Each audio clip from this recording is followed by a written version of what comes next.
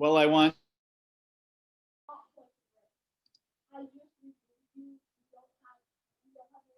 dive into the IB program and everything it has to offer.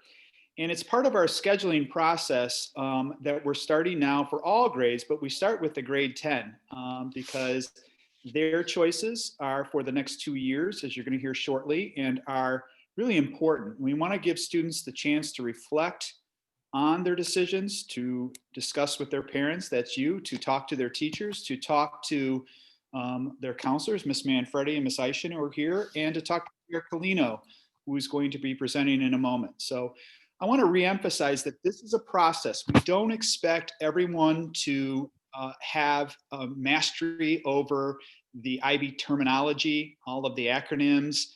It's going to take some time. This is there's a lot of information that you're going to get tonight, and we want to have you have that opportunity to ask questions, and that goes for parents too. Please reach out to us even after this program's done. Send us emails. We would be happy to Zoom with you if necessary. We know these are big choices, and we're trying to get this all in this presentation, but there's a lot of information. So with that, we'll start our program. Go ahead, Ms. Eischen, give me the next slide. So as I said, this is a process. You can see that over the course of the process for the grade 10s, there are numerous points that we're checking in. We've already met with the students yesterday and today on their social studies and science options. Tonight is the big night where we're introducing the whole program. Over the course of the next period, the teachers will be speaking to students about their courses and their classes. We're going to host a Q&A for the grade 10s during their X block on February 1st. The arts teachers are going to present to the students. And then we're going to have moments when the students are entering their preliminary choices. That is not their final choices, but their preliminary choices. And then even our counselors are going to meet with the students and invite you, the parents, to go over those choices. But our ultimate goal is to get the course choices for the IB program done right around spring break. I put April 5, but that could change depending. Spring break's a little bit later this year. But as you can see, this is a process, and the grade 10s are first. The other grades are going to be going kind of within this, but the priority right now is for the grade 10s. Ms. Eischen. A couple things that you need to know, and perhaps you don't, that on both the student portal and the parent portal is information pertinent to the course selection process.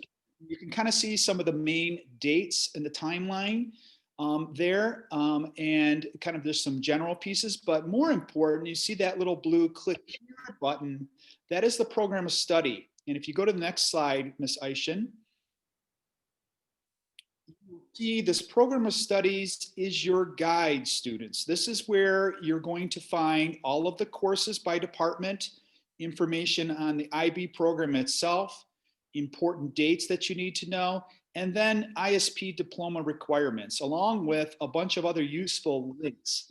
So hopefully this will become a touchstone for you, and I'm talking to both parents and students as you select courses for this upcoming period. And the counselors can help you in navigating this, but I think you're going to find it's pretty self-explanatory, and it's under the student portal under other links. So just to be clear on that, a few things about our IB program before Ms. Ercolino gets started. You know, one of the things I'm really proud about is that we have such a variety of courses available for students.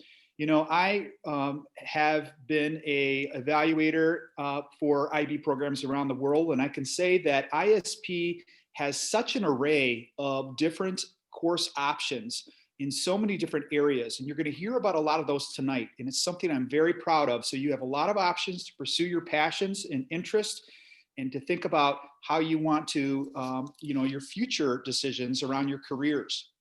The second thing I'm very proud about is that many of our faculty are leaders in the field of their own subject areas. So we have subject examiners, principal examiners, workshop leaders, folks who have written the courses, help co-write them with educators from around the world.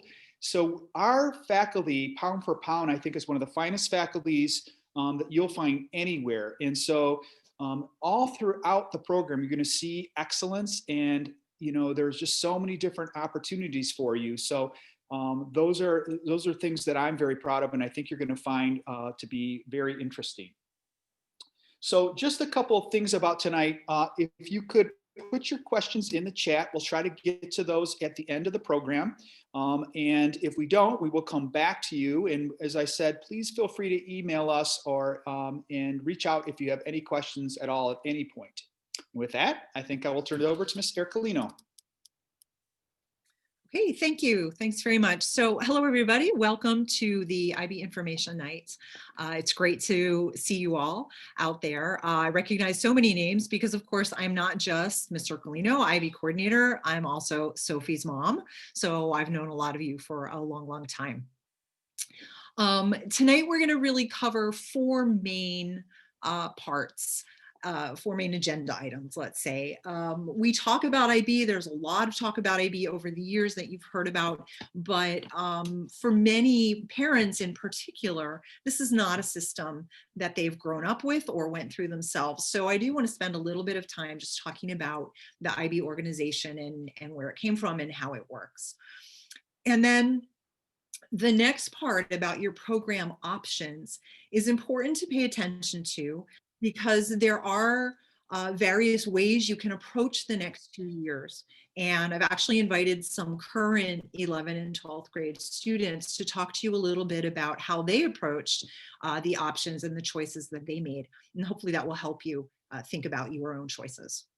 And then we have the university part, sorry, the counselors will take the next part where they talk about what to keep in mind as you choose.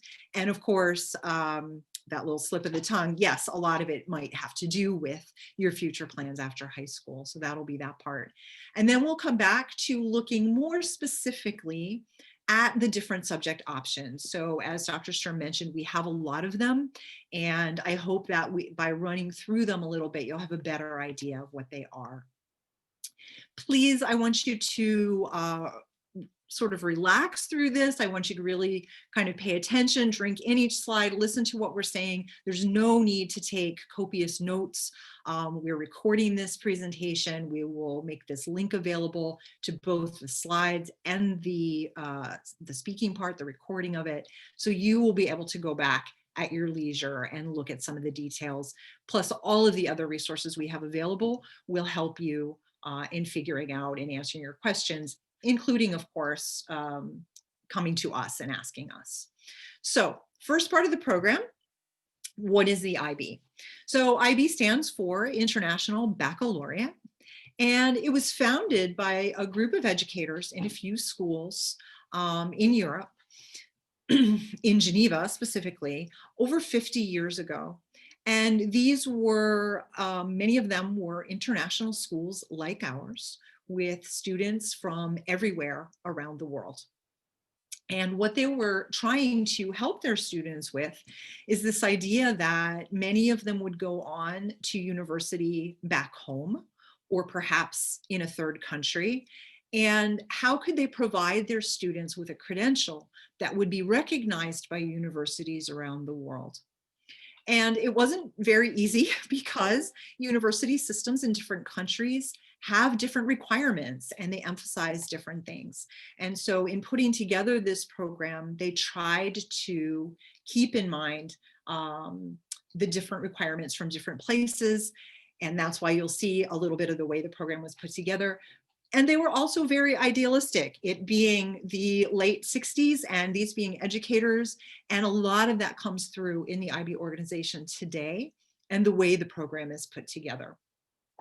So you'll see, if you want more information about the IB, where it came from and all of that, if you go to the next slide, you'll just see a screenshot of the IBO website, which you can click on at any time. They have lots of programs, lots of information on there. What I would like to do is distill some of that, give you some of the main points tonight, but you are welcome to go on there and explore as you wish. So what these educators did was put together a program based in this idea of international mindedness. So they really wanted students, yes, to be able to qualify for university around the world. And from the beginning, they were intent on cultivating a really good reputation for high quality education so that their students would not be disadvantaged by their international lifestyle. But taking advantage of the fact that these are students being educated outside of their home country. So this concept of international mindedness, which you know is also important in the ISP mission, is very important in the IB mission. The idea that a student should explore their own cultural and national identity, as well as that of others. And again, in line with the ISP mission, this positive attitude towards learning. So this is not a program of tons of rote learning. It's a program of questioning and constructing answers, doing research, applying information and skills to new situations, new and interesting and relevant situations. So that's what IB is looking for. And they try very hard to stay at the forefront of educational thought. Go ahead. Here's the IB mission statement.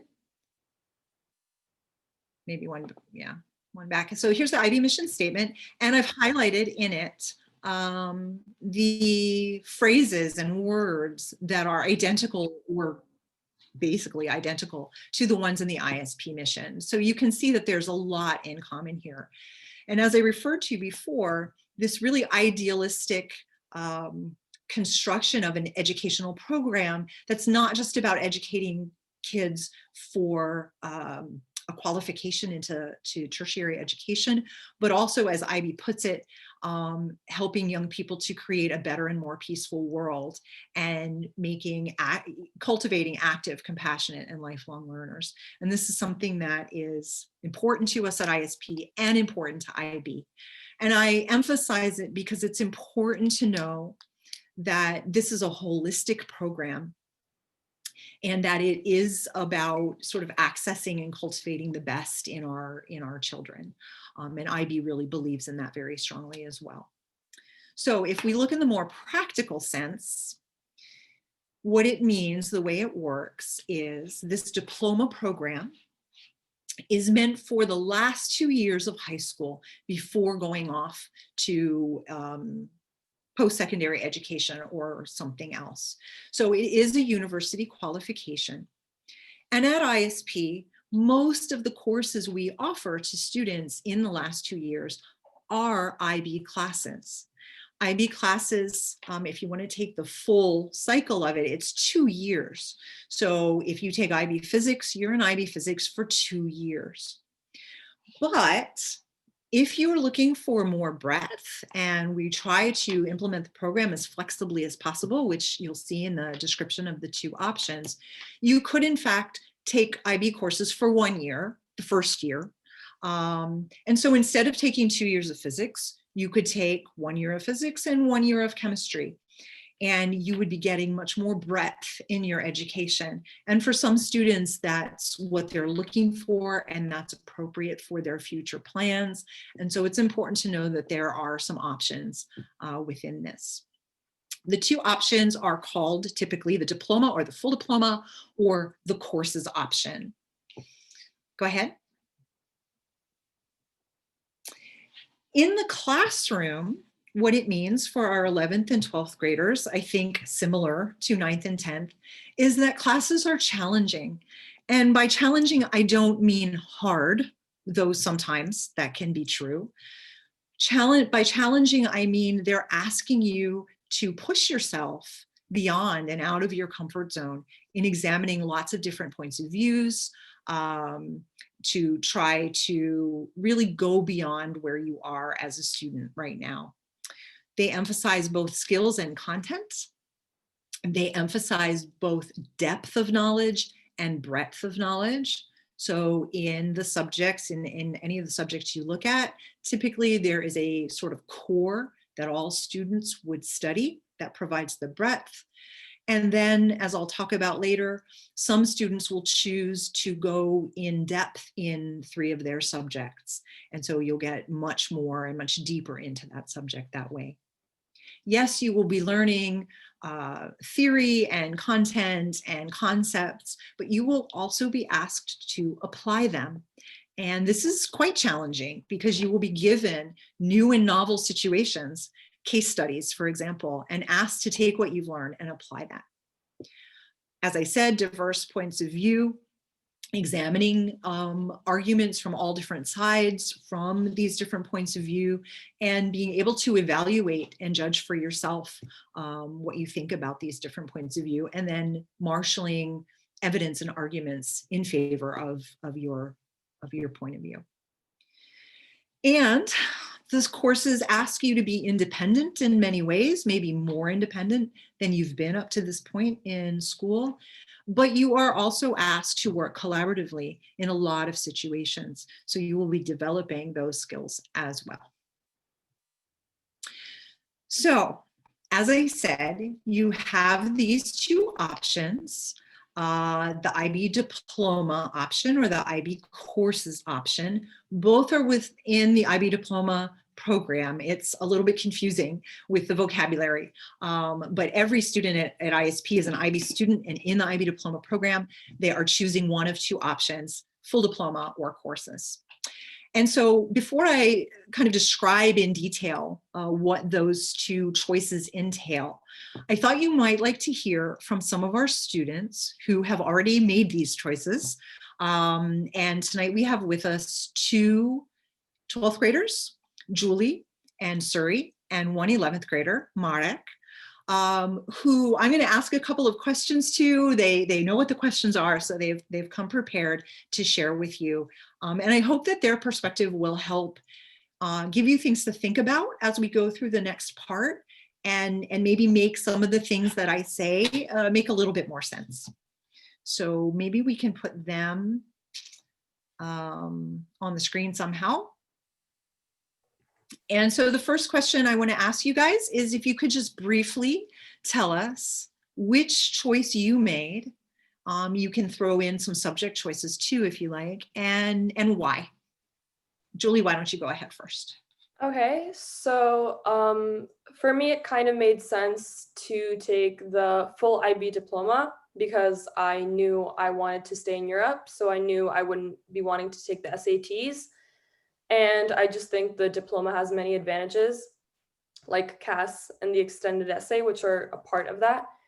And yeah, I decided to take economics at higher level because I knew from the beginning, which is kind of an advantage if you're already going into it knowing what you want to do later on after high school.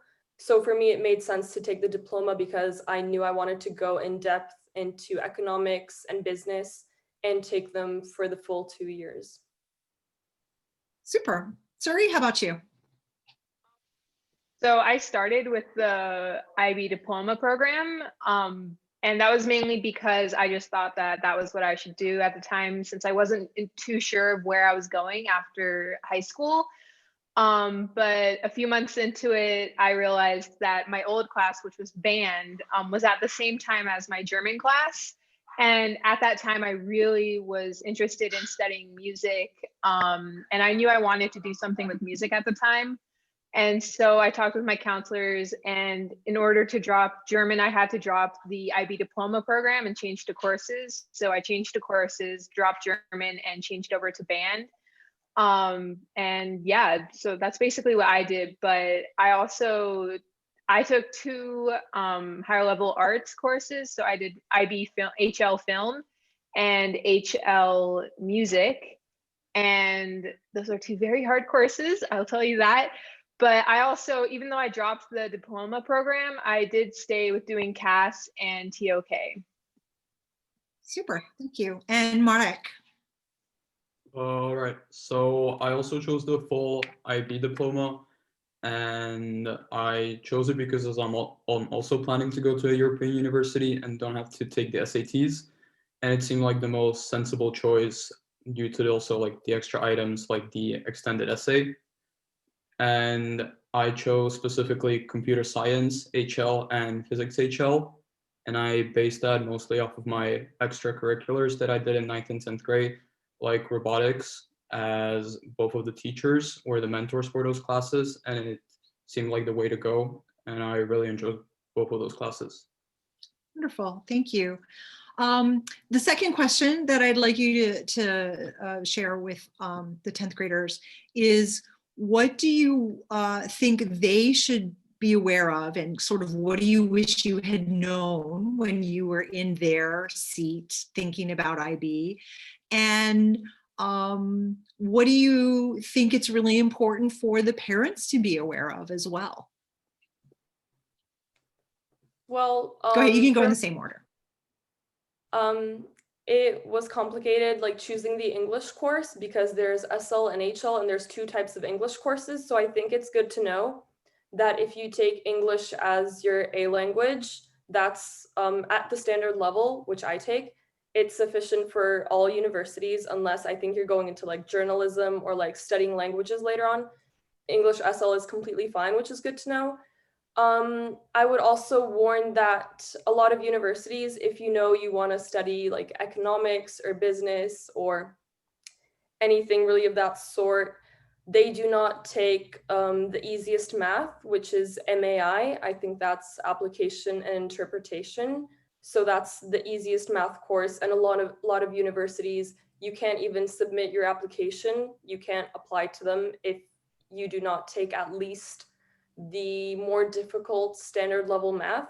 So I know that some students kind of found that out later on because the math courses are relatively new and couldn't apply to the universities that they thought they would be applying to. I also think it's important that your courses kind of match in a certain way, so they kind of make sense together, because you are going to be, I think, prioritizing different classes, and just in general, like the classes that you enjoy, choosing the courses that you know you will enjoy, you will do better, because a lot of the IB classes require you to do a lot of different things outside of the class. And yeah, it's just important because you're choosing, a lot of times it's a course that you will be taking for the 2 years if you're doing the diploma. So I would consider that. I know that all the teachers told us to just choose what we enjoy doing, and that was very important for me and for everyone around me, I think.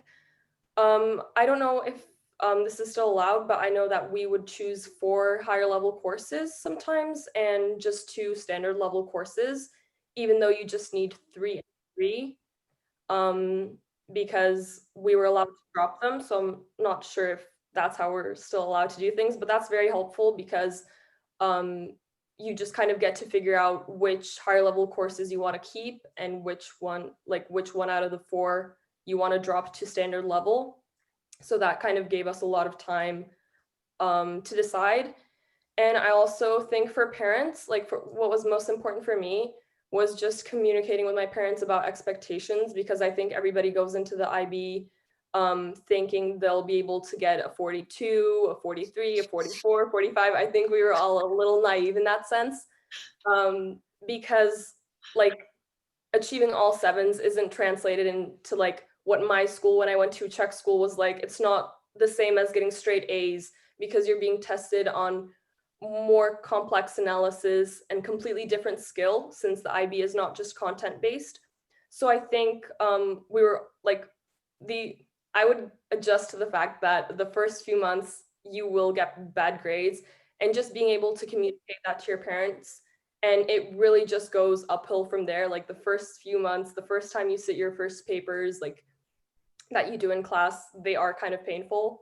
And I think some students just have it like slightly difficult at home explaining it to a parent that has never gone through the IB. And just for the parents to kind of know, like, set the expectations along the way as to like your IB outcome, because going into the IB thinking you're gonna have a 45 predicted on like your first mid-semester report is absolutely like unrealistic in my opinion. So yeah. Okay. Wow, there was a lot in there, which I will help unpack a little bit later, but thank you. That's great. Suri, how about you? everything pretty much that Julie said. Especially, you know, an example of that with English. I am an HL Lang and Lit student, language and literature. And in ninth grade, and 9th and 10th grade, I had an average of a high 6 as my usual grade. And I think for the entire year of last year, my average has been maybe around a 4, maybe a high 4. It really does change, and you need to be aware that standards should also change, and just take it as you like, go along with what you're getting and just see where it takes you. And you need to be patient with yourself. Another thing that Julie mentioned is that choose what you really enjoy and what you see yourself doing. And that's something that I can honestly continue off of. But at the same time, I also want to add in that be aware of what part of that thing you enjoy. So I took band and I love music so much. And so, but I didn't really realize that playing music was the main thing that I really loved about music. And so when I went into IBHL music, I was unprepared for the amount of non-playing and the amount of theory that we had. Hi, Mr. Chapman, I know you're there. And so I think that it was very unexpected. So I think that you should really pay close attention to what aspect of the thing you enjoy. So if you love playing music so much, I think that you should take into consideration, you know, are you willing to spend a whole 2 years just mainly doing theory? Not that that's a bad thing, Mr. Chapman, before you attack me. But I do think that you should be aware of this. And also the arts courses have a lot of work. I mean, I think they demand a lot of time because IB Film, you're always having to have meetings with your film crew outside of class. You're having to arrange times to meet. Things take forever. And then art, I know that I have a lot of art friends. They're always spending so much time working on their journals. And some of them I know wish that they had known the amount of effort and time that would have to go into doing art, because they just realized that it sort of takes the enjoyment out for them. But at the same time, if you're really interested in these courses, go for it. Like, knock yourself out, have fun with that. Just, I do wish that I had been aware of how different the courses were from my expectations.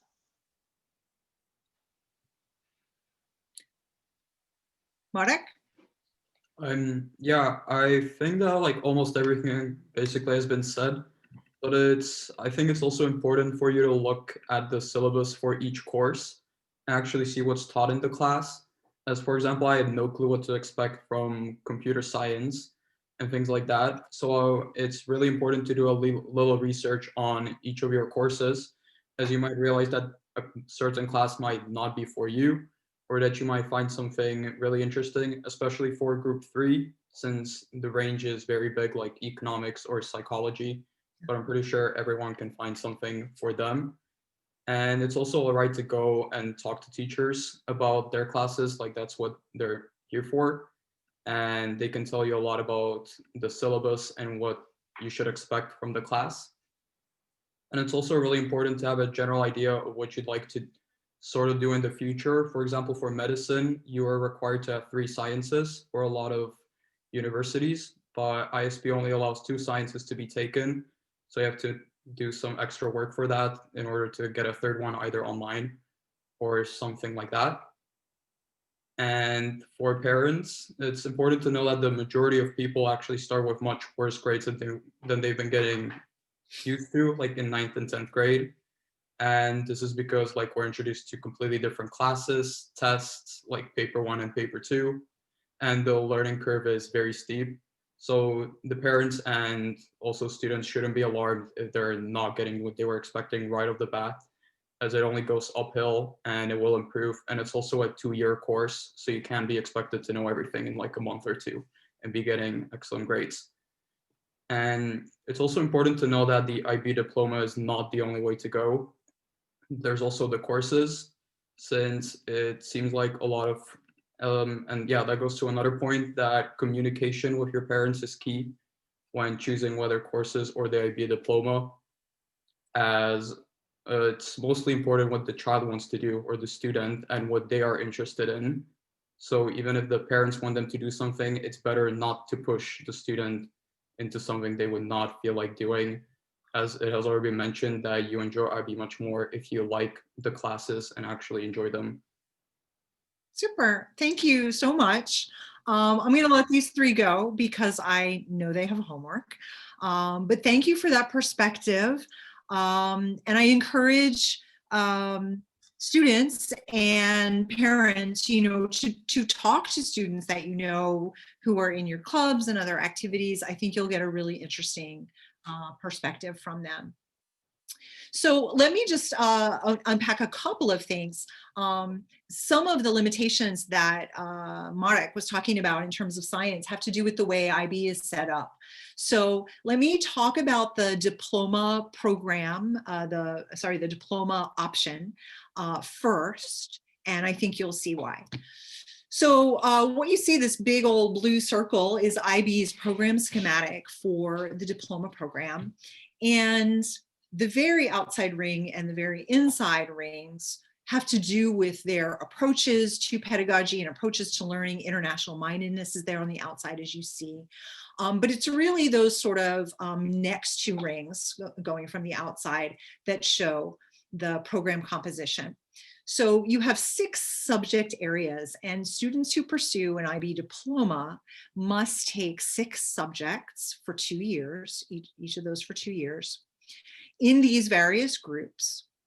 They choose 3 of them to be higher level, that's more depth, and 3 to be standard level.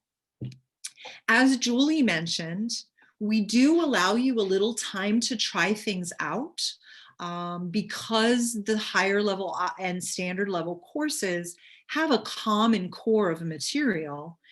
In the first semester of your grade 11 year, higher level students and standard level students are studying the same things. And so we give you a little bit of a chance to try on the subjects, to see what they're like, so that you can then make your final decision at the end of the semester as to what will be your 3 higher level and 3 standard level subjects. That's pretty easy to do in most cases because they're being taught together.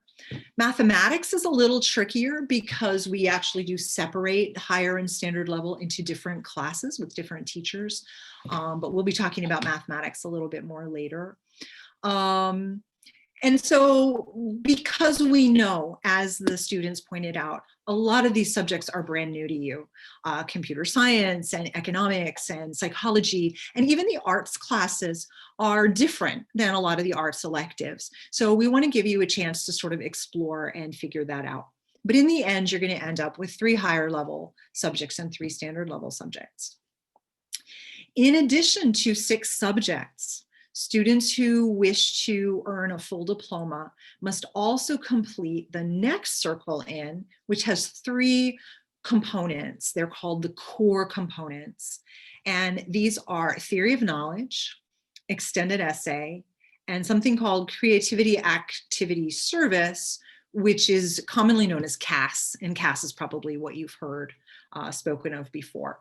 So let me go through these elements in a little more detail. The next slide shows the 6 subjects again, and they're sort of listed here 1 through 6, because that is in fact the how they're often referred to in IB world as group 1, group 3, group 4. So these are the groups.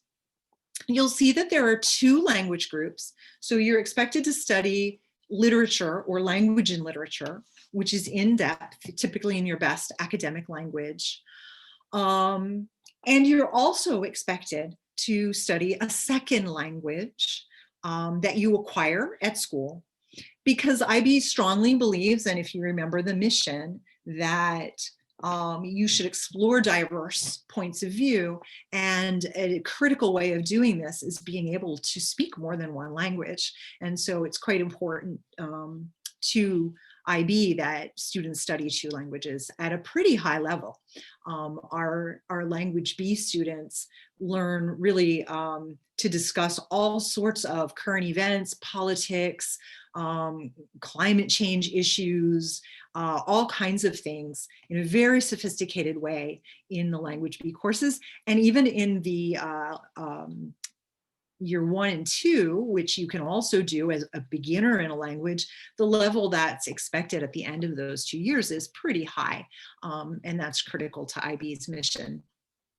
Then, of course, individuals and societies, which is like social studies, science, mathematics, and yeah, you'll see that group 6, the arts group, does have an asterisk, and that is because, unfortunately, IB does not require that you take a course from group 6. You can instead take a course, an additional course in groups 1, 2, 3, or 4.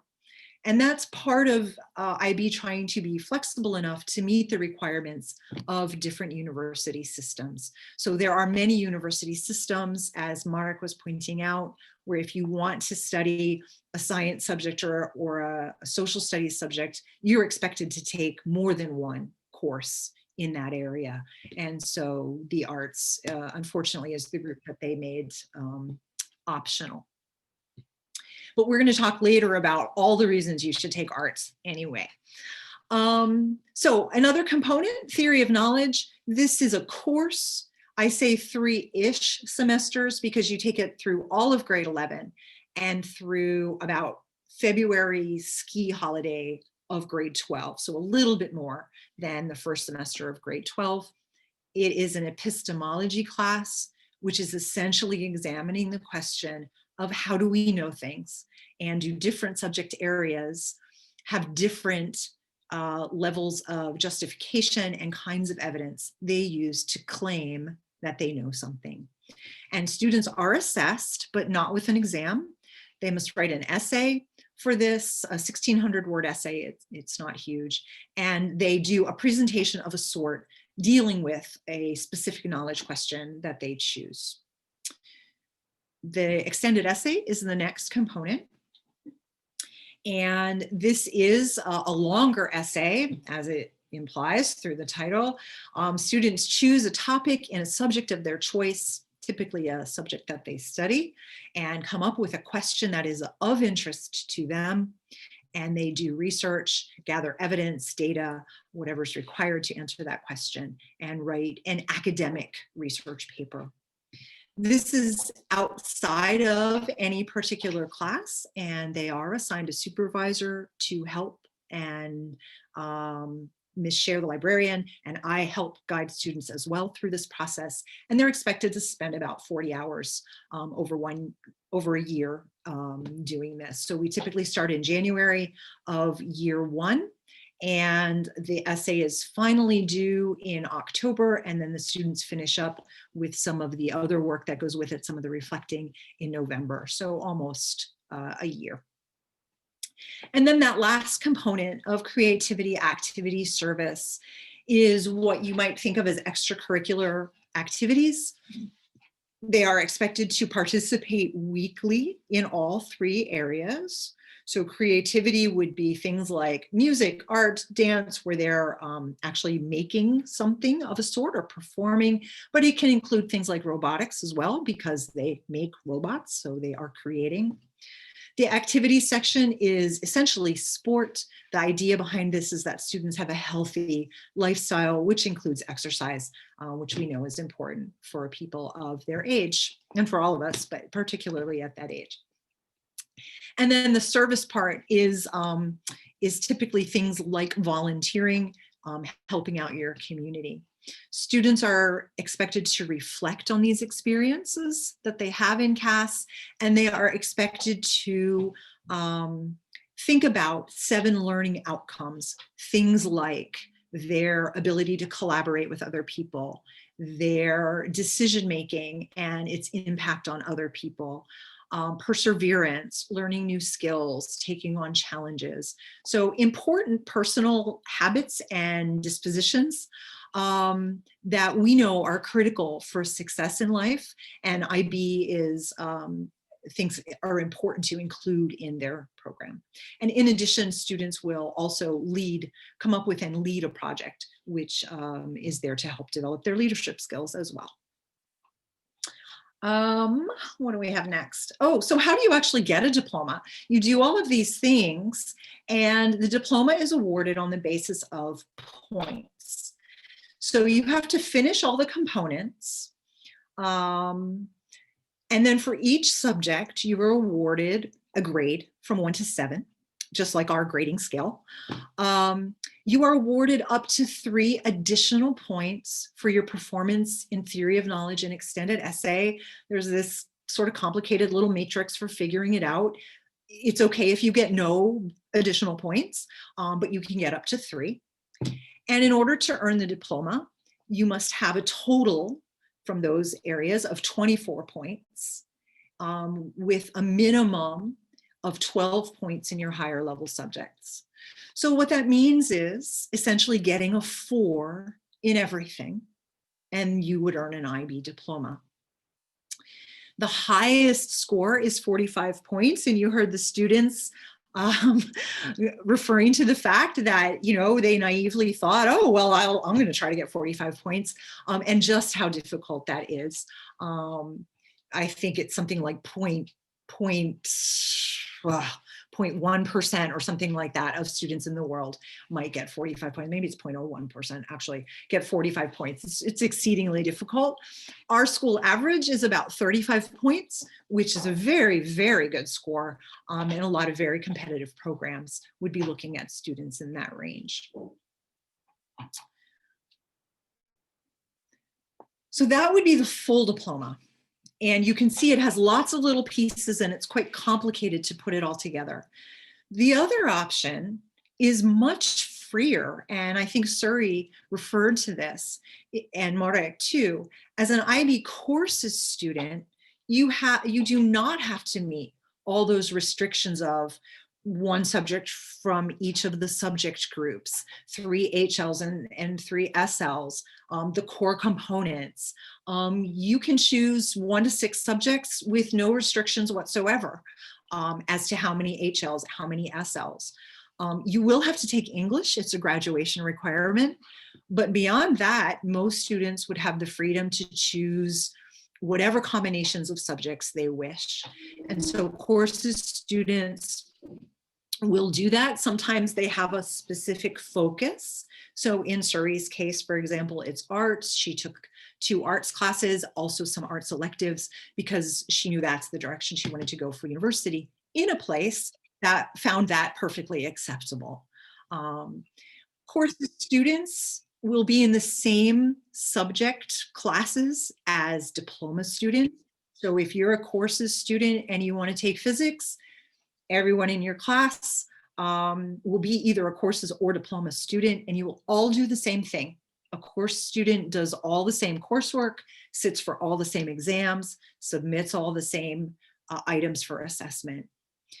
The difference is, in the end, you have a certificate of results, just like the diploma kids do, that lists what you have done and the results you got from it. You just don't necessarily have that other piece of paper, which is the IB diploma. You are also permitted, as Suri mentioned, to write an extended essay, participate in the CAS program, take TOK and the assessments for it, and they will be noted on your certificate.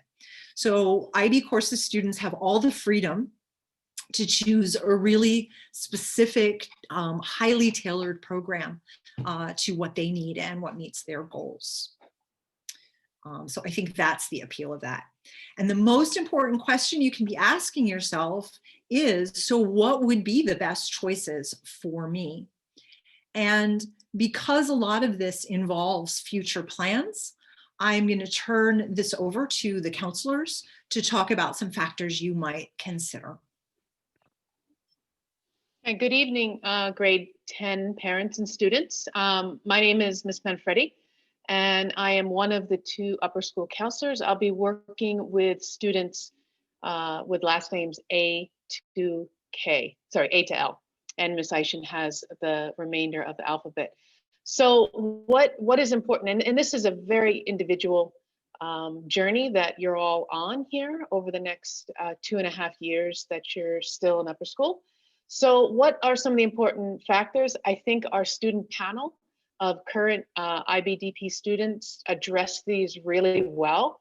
And I hope that you heard through their description and their passion what they learned about themselves as learners and as passionate students going through this program. So what are your academic strengths, or something that you really want to define? And I think that's something that the majority of us start to learn even at a young age. What areas of the academic program do you find that come easier than others? And when you're developing your courses, your choices of courses, you want to make sure that you're not taking all courses that tend to be courses that you may have struggled in the past. You want to identify courses and disciplines that you've done well in, because overall you're going to develop a program. You want to have the best chance of success in doing well overall. Your teachers, your current grade 10 teachers, are really your best resource who can help you define what your academic strengths are. And even within courses themselves, such as math, you may find that you're very strong in algebraic skills, whereas you may fall a bit short in being strong in, let's say, logical probability type skills. So with that in mind, use your teachers as resources to bounce off what they think and what they would recommend that you do. I think this is probably the biggest factor in deciding individually what courses that you'll choose, is what subjects do you enjoy the most. Not even in university will you take a course for 2 years in a row. This is probably the only time maybe in your academic career that you're going to take a course for such a long period of time. So you want to make sure that, and I think Suri addressed this really well, that you're really enjoying the experience, and that the 2-year process should be something that you walk away from saying that you grew as a learner and that you had fun in your courses and with your teachers and with your peers in a collaborative way. And then the other thing you want to make sure is that, as Ms. Ercoloni, she outlined, is that you will take a series of courses, and you want to make sure that there's a good balance of rigor within those courses as well. Having the option to take 4 higher levels to begin with is a good strategy for some, and for others, it might not be a good strategy. So talking with your counselor, and we will be meeting with you in March individually to sort of talk about the journey that you're on right now, just to make sure that you're putting yourself in the center of these decisions. And I'm going to turn it over now to Ms. Aishin, who's going to talk a bit more about the implications for university choices. Hello, everyone. I am Ms. Aishin, working alongside Ms. Manfredi as an upper school counselor with students M through Z. So you heard a lot from our student panel and through with what some of Ms. Ercolino said. University implementations in regards to requirements is something important. Now, we don't want anyone to be stressed out thinking we're already making you think about university counseling. But it is important to make an informed decision, to take some time and to dig into that information. So a couple of just questions you can think about. And again, as Ms. Manfredi said, we'll be meeting with students and parents to go through any of these questions. But really considering what country you are likely to attend university is one of the first things. For a general statement, the US is pretty flexible in regards to courses that students are taking, but as some of the students mentioned, it can be in other country systems, there can be some requirements. What is the course of study? Those STEM careers are definitely some that hold a stricter requirements for study at our secondary school level. And then, kind of gathering that information on those IB subjects and really looking at what is the value of the diploma where you're applying and what IB subjects specifically can you take that are going to meet the requirements of where you're looking to consider applying.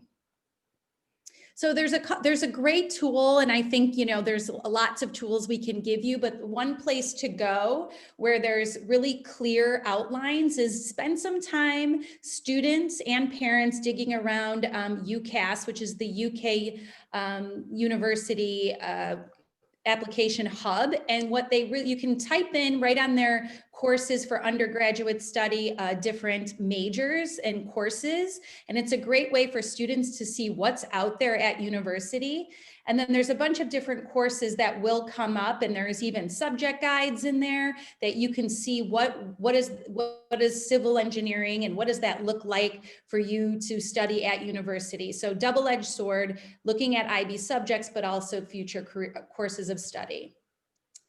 And then when you do pull up, let's say, general engineering, you'll be able to see different universities and the different, you know, general engineering, chemical, mechanical, and you'll be able to kind of see what that's like at different universities and search different requirements.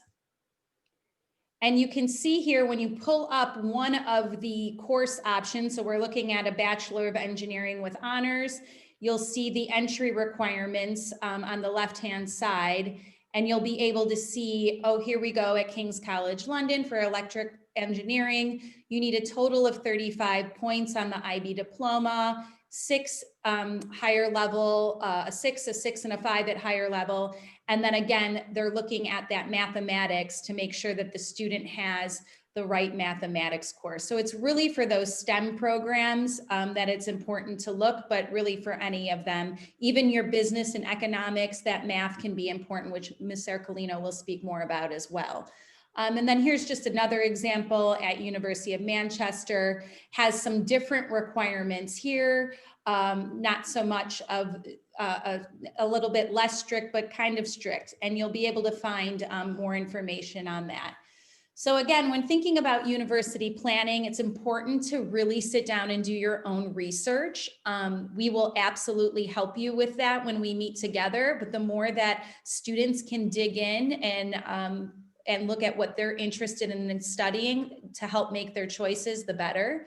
The best choice is always a university website. After you explore maybe on UCAS, then go to the Netherlands or go to the US and look up some of those courses. On the IBO website, which Ms. Ercolino mentioned earlier, there's IB country recognition statements, which are nice to look through for how the general consensus of each country system evaluates IB courses and IB diploma. As I mentioned, UCAS. We also have an upper school counseling website. We have a list of country resource pages on there that outline a bunch of information about applying to university in each country. This website is under construction, but those country pages are up and posted for this presentation. You can get to that link by looking at that program of studies website that Dr. Sturm mentioned at the start of the presentation. So we'll quiz you later on that. And then of course your counselors are here, and we really look forward to meeting you all and talking about your courses as we work together for the next couple of years. Okay, and I think it's back to Ms. Ercolino. Yes, fantastic. Thank you so much. And I also want to emphasize, I know this is so much information all at once. And I'm just about to tell you even more. So I know it can be really overwhelming. So that's why I really invite you to take the time to look at these slides again, listen to the recording again if you need to. But above all, don't hesitate to ask. Let this settle in a little bit.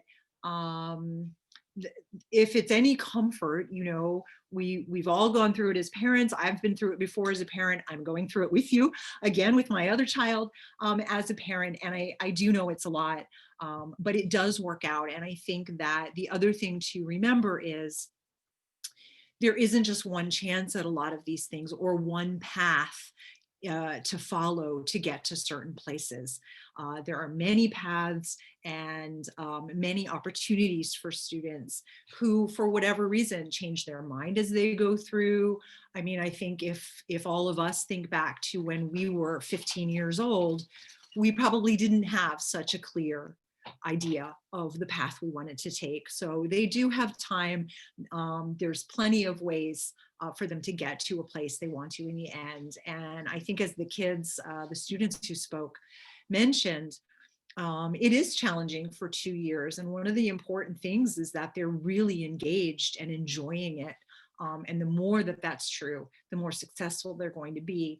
And if you then come up against like, oh, I never thought I would want to do this kind of program, and oh, the program requires a level of math that I don't have, there's always ways to get that level of math and then enter the program. So I urge you to not panic too much about what all these requirements are and all this different information.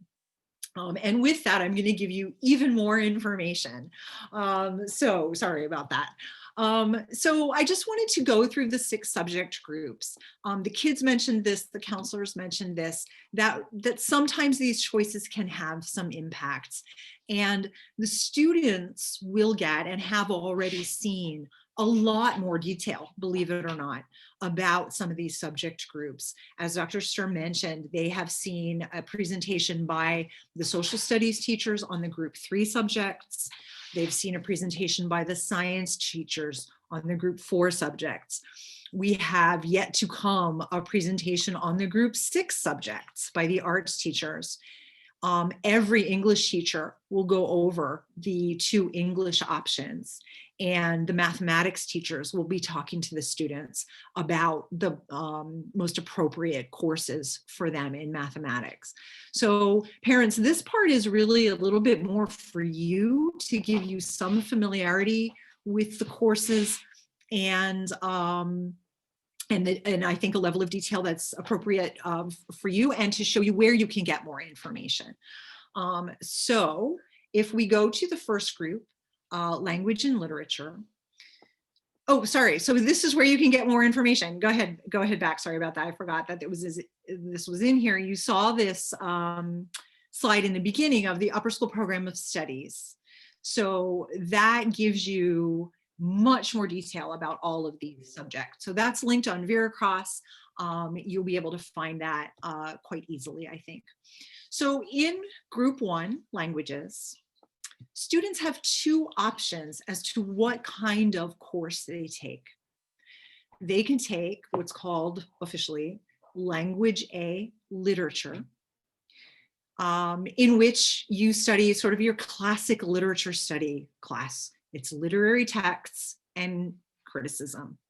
They write papers, they do oral presentations and commentaries on different kinds of texts. This would be probably most similar to the kind of English classes we all took when we were in high school in our native language, where you're reading the classic novels for the most part of that language tradition. Language A, language and literature, is the other choice. Now, this includes literature study. So half the course is more or less the same as the literature class. But the other half of the course is more about what they would call critical literacy of a variety of texts. So they will examine different social and cultural contexts like power and language, advertising, persuasion, political speech, mass communication. And so language and literature has both of these kinds of things. Our grade 9 and 10 English program prepares students for either one of these courses. They are considered equivalent in, if you want to say, difficulty. So language A literature at a higher level is meant to be just as difficult or easy, however you want to look at it, as language A, language and literature at a higher level. They're meant to be equivalent courses. And for the most part, as I think one of the students mentioned, which one you choose is usually not relevant to university requirements. I suppose unless you wanted to study literature, in which case it might be. We offer both of these courses at both standard level and higher level, but we offer them only in English. And English, of course, 4 years of English is a requirement to graduate from ISP. If, however, your best academic language or you're bilingual, pretty much equal in 2 languages, is a different language, IB does offer these 2 courses in quite a number of languages. The literature course is offered in something like 50 languages, I believe, and the language and literature course is available in maybe another 10 or so languages besides English. So if you are interested in pursuing study in Korean or German or Czech or Japanese or Serbian or what have you, it is most likely available for the literature study. It might also be available for language and literature. And we would like to help foster your ability to do that. Now, it does require finding an outside tutor. We will help facilitate that, but because we have over 50 different languages spoken in our school, we can't provide that for families. So this is an arrangement that would entail an extra cost to the family for helping to pay the teacher. We have a coordinator for it, and if you're interested in this possibility, do bring it up to your counselor when you have that appointment with them. You can talk to Mr. Lampkin. He is our multilingual literature coordinator, or you can talk to me about it and exactly what it entails. But the classes are identical. If you take Czech literature, the course outline and assessment criteria are the same as English literature. It's just obviously different texts, and you take it in a different language. Okay, so that's the first language group. Let's go on to the second language group, which is language acquisition. Within this group, as I alluded to before, you do have 2 possibilities. You have the possibility of a language you've been taking in school, probably already in middle school and 9th grade and 10th grade, and you continue. And that would be French, German, Spanish, or Mandarin. And that's what we offer at our school. These courses look at the 4 main skills in a language: speaking, listening, reading, and writing, and they have a cultural component as well.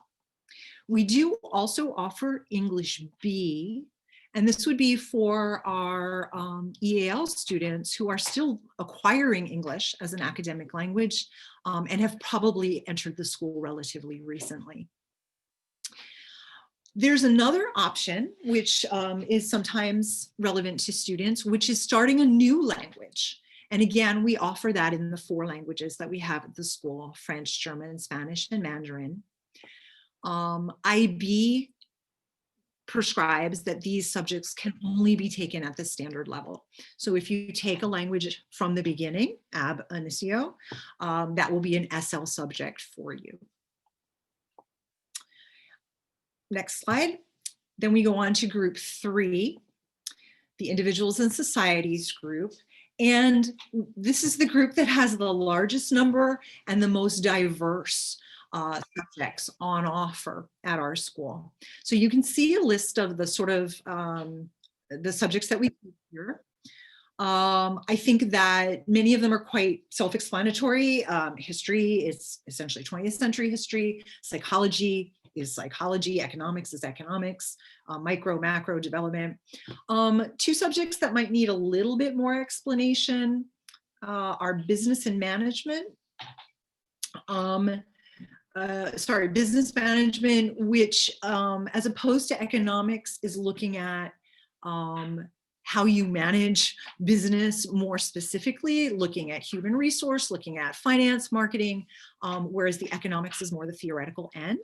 Students are sometimes confused about the difference between those 2. I'm sure most parents are not, and you can help explain that. And then global politics, which is more or less what it sounds like if you go on to the next slide. But it's a relatively new course at our school, and I just wanted to give a little more detail about it. It has these 4 units that you can see listed, and there's a lot of engagement with current political issues. In fact, the course content must be drawn from events within the student's lifetime. So it's quite current and relevant. to students, and it looks at these 4 areas, and it is available at both HL and SL. In addition, there is more. We have 2 more possibilities for group 3 that I want to alert you to. The first is that we offer a subject called Environmental Systems and Societies. IB has developed this subject to be interdisciplinary, meaning that it meets the requirement of a subject from group 3 and a subject from group 4. Now, many students take it to fulfill one of those areas. So sometimes science students will take biology and chemistry and ESS because they're quite interested in this kind of a social science, that it's very science heavy. Or sometimes students will take this to fulfill their science requirements. So they might take global politics, history, and ESS as their science. But what makes it very, very flexible is that it can meet both. So if you wanted to take 2 arts subjects, which ordinarily would be very difficult without this subject, impossible in fact, you could take this subject to meet both the group 3 and 4 requirement, take 2 arts subjects, and still meet the requirements of a full IB diploma. You could take this subject to fulfill both groups and add additional languages to your program. So it really introduces a lot of flexibility. And I know that's quite complicated, but if you're worried about how am I going to take the courses I want, when you talk to us about it, students or parents in these meetings, or if you make an appointment, this is something we'll have in our back pocket to pull out and say, well, we can give you the flexibility you want using this class. And it's a combination of chiefly geography and biology. You heard about it today. I think it's one of the most relevant and important courses. That is kind of my bias as a former biology teacher. But because it meets 2 subject areas, it is available at standard level only. And that's, again, an IB restriction. The other option we have for group 3 subjects is that IB has developed in conjunction with an online provider, IB courses. These courses are exactly the same curriculum as taught courses in schools. They are provided completely online with a teacher. They're not just self-paced modules, but there's an actual teacher on the other end of that computer.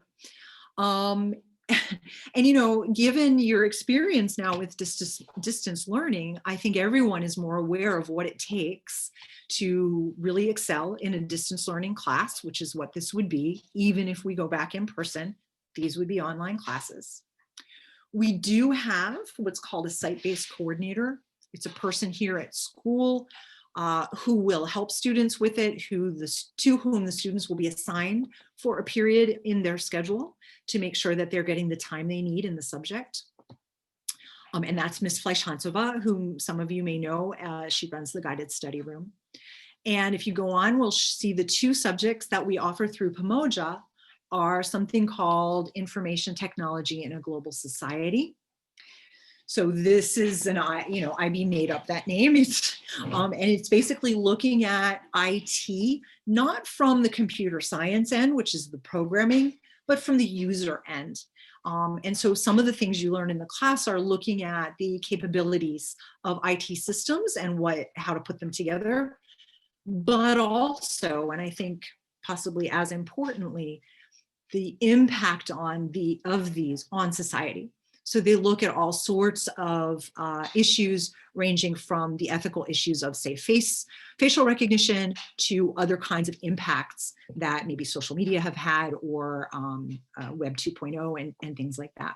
And this is available at both standard and higher level, online only. And then the final course in this group that, again, is available online only, and it is only offered at the standard level online, is philosophy. And parents, you'll know what this course is because it's a standard philosophy course. And students, you heard a little bit about it yesterday, but again, it's looking at the writings of philosophers, and it helps students develop their own thought about these kinds of issues. Okay, let's go on to group 4. This one's fairly simple to explain. Essentially, we've got biology, chemistry, physics, which is the biology, chemistry, and physics we all know and love. Pretty standard kinds of offerings. In addition, the environmental systems ESS class, which I already mentioned.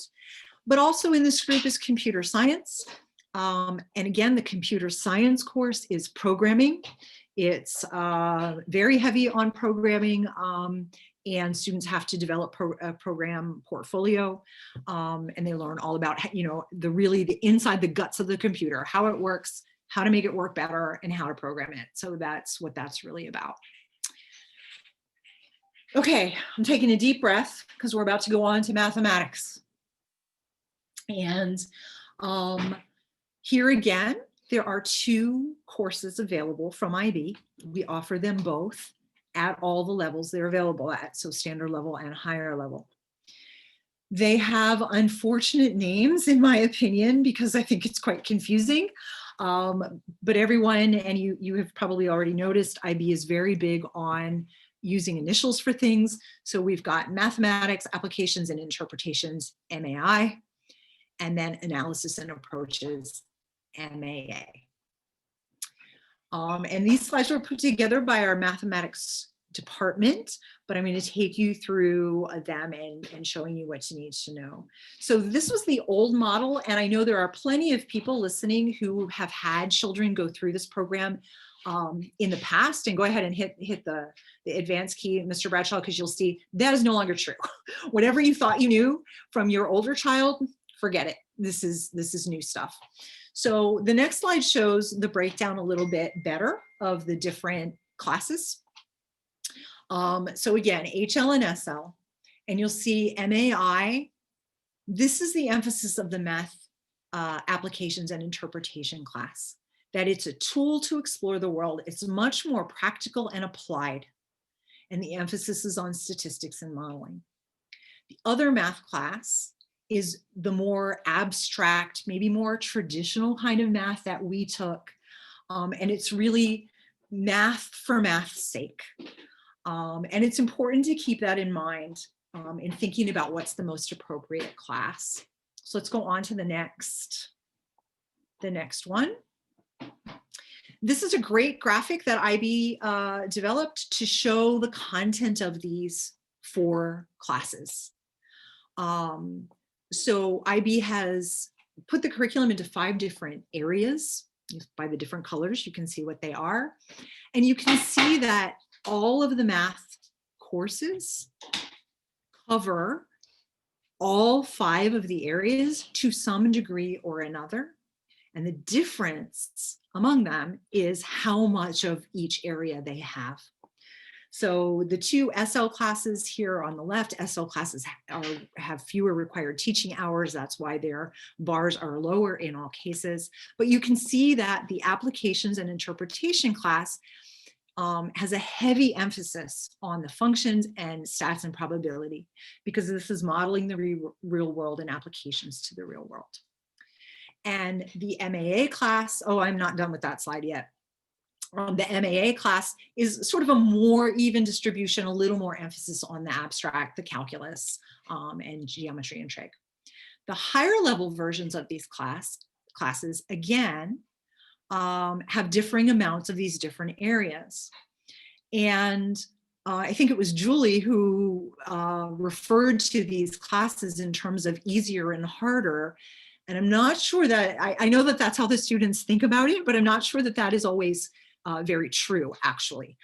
Because if you look at the amount of some of these subjects and the depth they must go into, you'll see that, for example, MAISL covers more statistics and probability than MAAHL. So be sure that that's not easy, that there's some depth going on there that will challenge the students. So that's helpful to sort of see. And if you go to the next slide, I think this is also a very helpful way to think about how to look at these classes. So there's sort of 3 things to think about: what your future career interests are and the balance of your courses in that, how you're already doing in math and what math you're ready for. Because as I said, if you're not ready for the math that you need for the next steps in your life, there are ways to make that up later on, but probably going into a math level where you can't be successful is not the best way to go about it. And then of course, countries and programs where you study.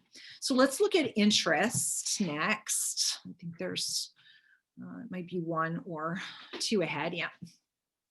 So here are 2 lists of career paths. I'll give you a little time to kind of look at list 1 and look at list 2.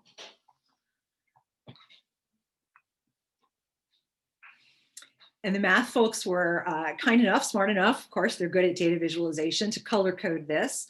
So you're thinking green or blue. And if we go to the next slide, we have the recommended math course that might fit with the list you were thinking about. And notice that list 1 and list 2 are there for 3 of the courses. HLMAA, that's for your total math directed person, like the person who wants to go on to university and study math or highly math intensive subjects. So that's why it's not even given like list 1 or list 2, because that's its own special little list. Yeah. So think about that in terms of the interest then, and go ahead on. And then we'll think about where you are in your math courses. And again, very nicely color coded. So the majority of our students in grade 10 are taking standard math. Some students are taking core math and some students are taking extended math. And you can kind of see, not precisely to scale, but kind of proportionally, where students end up going depending on their interests and again, their readiness given the course that they're in. And then the last thing you need to keep in mind is, are there any university implications for the math class that you choose?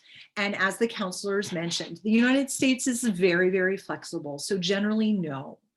For the rest of the world, again, a lot of it depends on whether it's STEM areas, science, technology, engineering, mathematics, or non-STEM areas.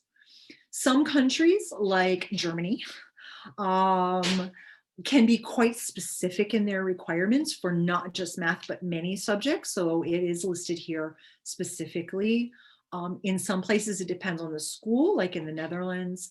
And because these courses are new, as I mentioned, last year's 10th graders were the first ones to enter into these courses. Is that true? Or maybe it was the year before. Maybe it's our 12th graders this year who are the first ones to take exams in these courses.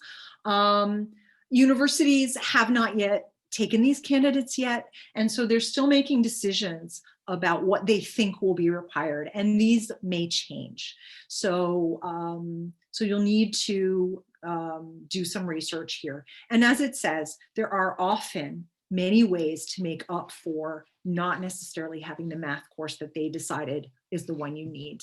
Lots of online options and extra course, summer course options and things like that. Let's go on. Okay, so that's math. I know math is a big area of concern for lots of folks. Math teachers will be making recommendations. They will be talking to students, and you'll have an opportunity to talk to the teachers as well. But just keep in mind those things, and please don't discount the importance of the student's readiness to be successful in the class. For the very last subject group, I am going to hand it over to Miss King, who is our theater arts teacher, because I really think it's important that you really give the arts subjects your serious consideration. I think there is a perception out there that these would only be for kids who want to pursue these areas as a career. I think that's a mistake. I think they have so much to offer every student in a variety of ways, and Miss King is going to speak to that. Hello. Okay, I'm assuming everyone can see me. So I'm here this evening. It's a bit tricky for me because I'm speaking obviously on behalf of all the arts teachers at ISP. But I suppose, and I could go on for hours about what the students would experience in film, music, theatre arts, or visual arts. But I suppose I felt I wanted to speak this evening because I feel that there are several things that are sort of intrinsic to the theatre arts course, and also actually music, that perhaps people aren't perhaps as aware of as they might be. And so this is simply that film and visual arts, being as wonderful as they are, also present the students with a certain sort of opportunity to be incredibly creative, but to hide behind their creativity. And music and theatre arts, they have to put themselves forward. They are the product, really, or very much an intrinsic part of the product. So I just wanted to talk about that. And so with regards to theatre arts, which is my field, obviously, what I know about this subject is that it's pretty phenomenal in the sense that it actually sort of breaks the students' own mold that they have of themselves. They're trying to fit in with each other. They're trying to sort of fit in with whatever they feel they should be like, their behavior, how they look, how they dress, everything. And what theatre arts does is it liberates students and makes them realize that if they break those molds, it's okay. And to venture into that uncharted territory that theatre arts kind of forces them into initially has an incredible effect on their self-esteem, and it makes them much more sophisticated human beings, because when they make discoveries in this uncharted territory and are successful, it boosts their confidence enormously. And I have seen so many students of theatre arts and music really sort of change quite radically by the end of the course, due to the fact that they have to really put themselves out there. The second thing I want to talk about, I'm trying desperately to be quick, is the fact that there's a sort of new way of thinking that is involved, particularly in theatre arts, all the arts, but particularly in theatre arts, because it is somatic.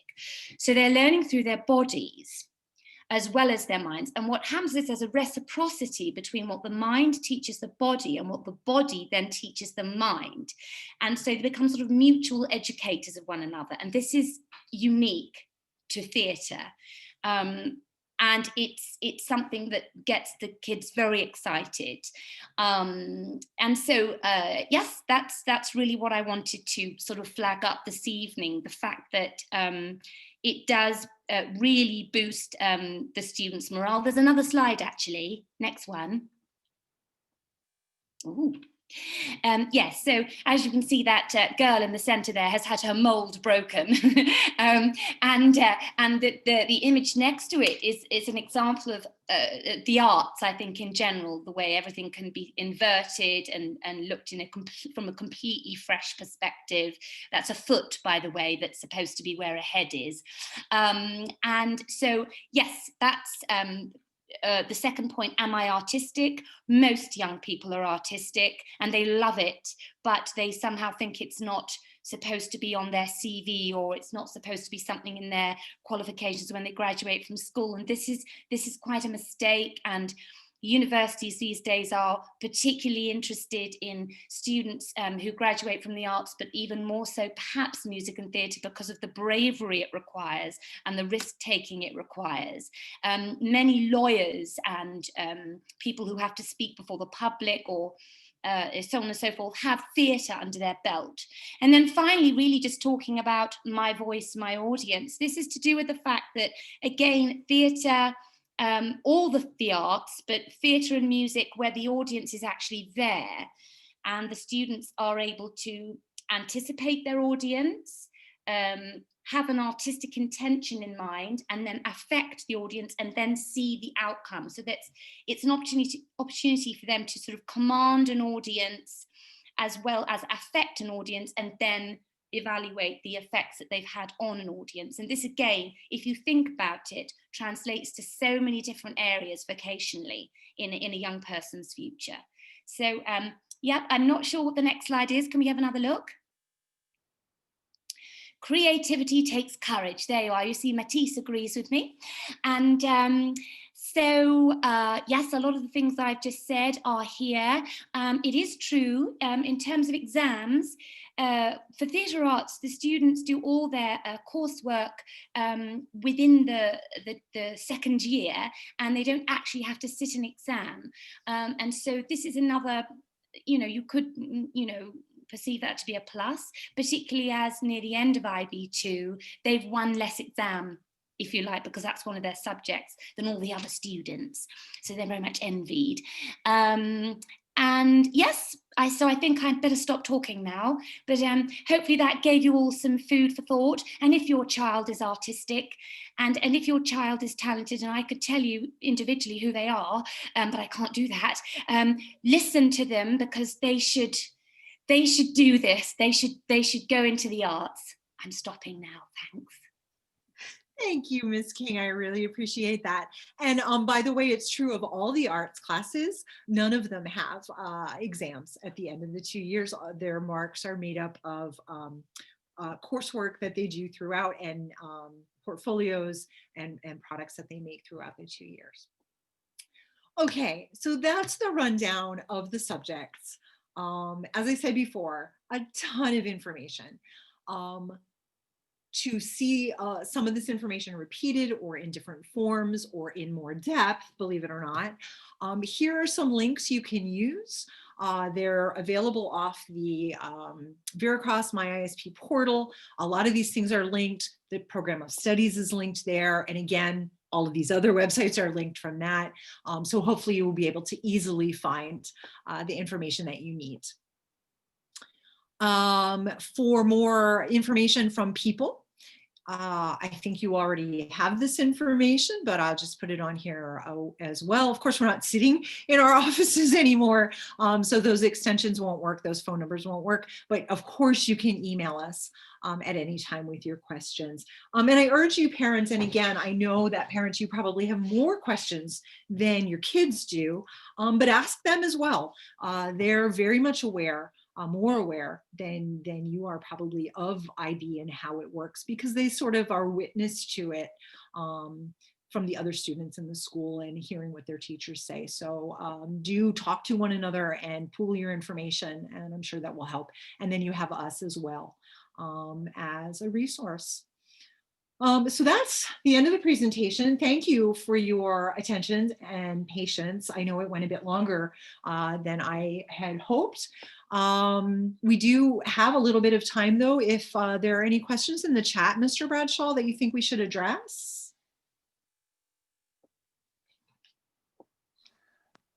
There's no questions yet.